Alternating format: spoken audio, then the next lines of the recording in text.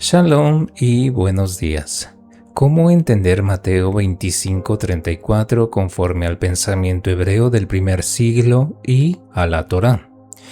El versículo nos dice: entonces el rey dirá a los de su derecha: venid benditos de mi Padre, heredad el reino preparado para vosotros desde la fundación del mundo. Mateo 25:34 forma parte de la escena conocida como el juicio de las ovejas y los cabritos. Yeshua presenta al Hijo del Hombre como rey y juez, separando a las personas según lo que sus vidas han demostrado. La clave está en que el reino no aparece simplemente como una recompensa por realizar algunas buenas obras. El contexto habla de personas cuya manera de tratar al hambriento, al extranjero, al necesitado, al enfermo y al encarcelado revela qué clase de corazón habían desarrollado delante de Dios. Cuando nos dice, entonces el rey dirá, Yeshua introduce una imagen real y judicial. El reino de Dios en el pensamiento judío no significa únicamente ir al cielo después de morir. Habla principalmente del gobierno y reinado de Dios, de su justicia y de la restauración del orden conforme a su voluntad. Por eso, el rey finalmente evalúa si las personas han vivido de una manera coherente con los valores de ese reino. No basta con solo declarar, Dios es mi rey. La pregunta es también, ¿su gobierno se hizo visible en mi manera de vivir? Cuando nos dice a los de su derecha, en el mundo bíblico la derecha podía representar un lugar de favor, autoridad y reconocimiento. Las personas colocadas a la derecha son aquellas que el rey reconoce favorablemente.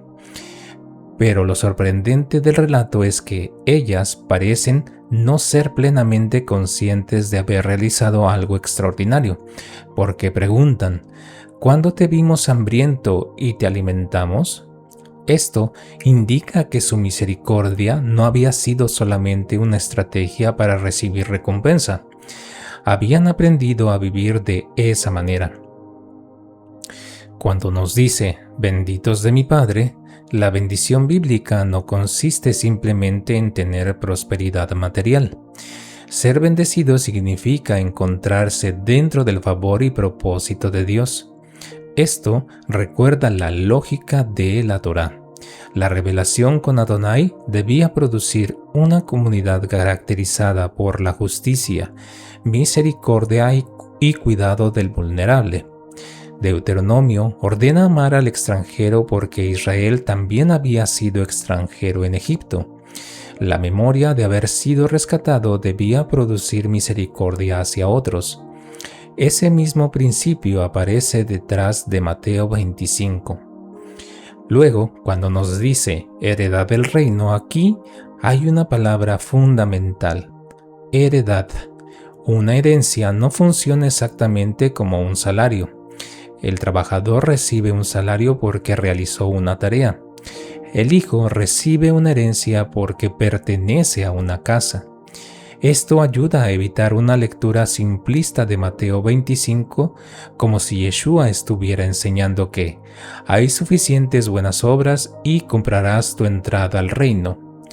El texto habla de heredar el reino. Sin embargo, las obras importan porque muestran la realidad de nuestra fidelidad. En el lenguaje bíblico, las obras no solamente dicen lo que hacemos, revelan en qué tipo de persona nos estamos convirtiendo. Después nos dice, preparado para vosotros. Esto profundiza todavía más la idea. El reino no surge como una improvisación después de que las personas realizan suficientes acciones buenas. Yeshua dice que ya estaba preparado para vosotros. Por tanto, las acciones misericordiosas no crean el reino, demuestran que esas personas han aprendido a vivir conforme a sus valores. Y luego nos dice, desde la fundación del mundo, la expresión sitúa el reino dentro del propósito original de Dios para la creación. Esto conecta con Génesis.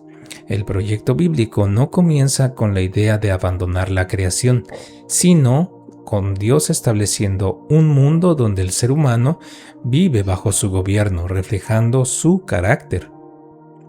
El reino representa, por tanto, la restauración de ese propósito.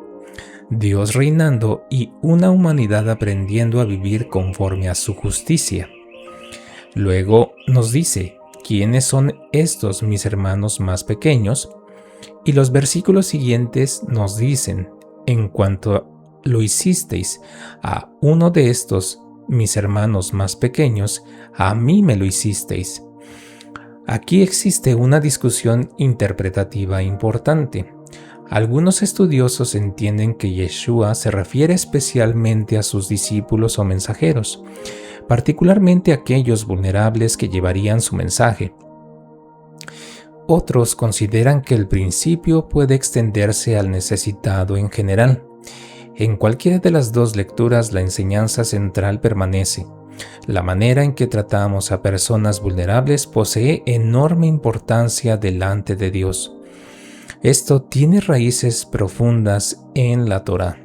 El extranjero, el huérfano, la viuda y el pobre aparecen repetidamente como personas cuya protección revela si Israel realmente comprende la justicia de Adonai, el reino y la misericordia.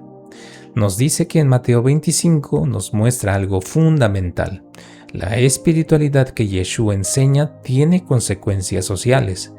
Dar alimento, recibir al extranjero, vestir al necesitado, visitar al enfermo, acompañar al encarcelado, son acciones muy concretas. El reino no se demuestra solamente mediante declaraciones teológicas. También se hace visible en cómo tratamos a quien no puede ofrecernos nada a cambio. En resumen, Mateo 25:34 no enseña simplemente que podemos comprar el reino mediante buenas obras. Yeshua habla de personas que heredan un reino preparado por Dios, pero cuya manera de vivir demuestra que habían aprendido los valores de ese reino. La misericordia, la hospitalidad y el cuidado del vulnerable no son detalles secundarios de la fe. Son evidencias de un corazón que está aprendiendo a vivir bajo el gobierno de Dios. Hoy decido preguntarme no solamente cuánto conozco de las Escrituras, sino cuánto de ellas se está haciendo visible en mi manera de tratar a los demás, especialmente a quienes están necesitados, solos o no pueden devolver el favor. El reino que esperamos mañana debe comenzar a reconocerse hoy en la manera en que tratamos a las personas que tenemos delante de nosotros. Shalom, shalom.